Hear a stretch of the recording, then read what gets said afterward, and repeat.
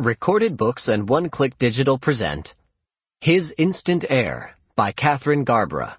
Narrated by Celeste Ciulla. Chapter 1. Cari Chandler paused in the doorway of the conference room. On the far wall was a portrait of her grandfather, looking very young and very determined. Since he'd never been a happy man, she hardly noticed that he wasn't smiling.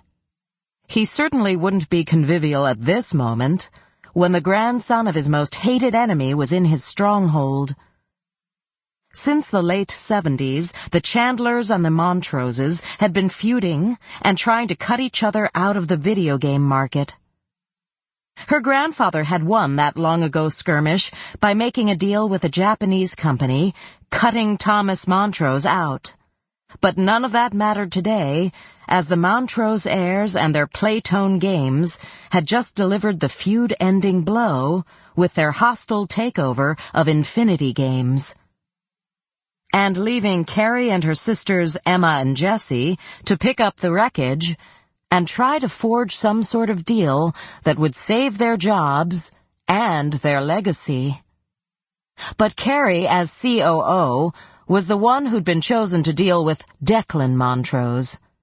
It made sense, since operations were her area, but the secret she'd been harboring for too long suddenly felt like it had a chokehold on her, and she wished she'd confided in her sisters so that maybe she wouldn't have to deal with Dec today. The conference table was long and made of dark wood, and the chairs positioned around it were leather.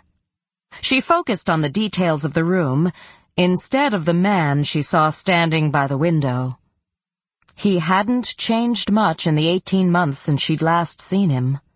From the back, she could see his reddish-brown hair was a little longer than it had been before, but was still thick and curly where it hit his collar. His shoulders were still as broad, tapering to a narrow waist and that whipcord lean frame that she'd remembered pressed against her as he'd held her. A shiver of sensual awareness coursed through her. Don't think of any of that, she warned herself. Focus on the takeover, one problem at a time. Dec, she called his name. Her voice sounded strong, which pleased her, since inside she was quaking. I didn't think I'd see you again. I'm sure it's a pleasant surprise, he said with a sardonic grin, as Sample complete. Ready to continue?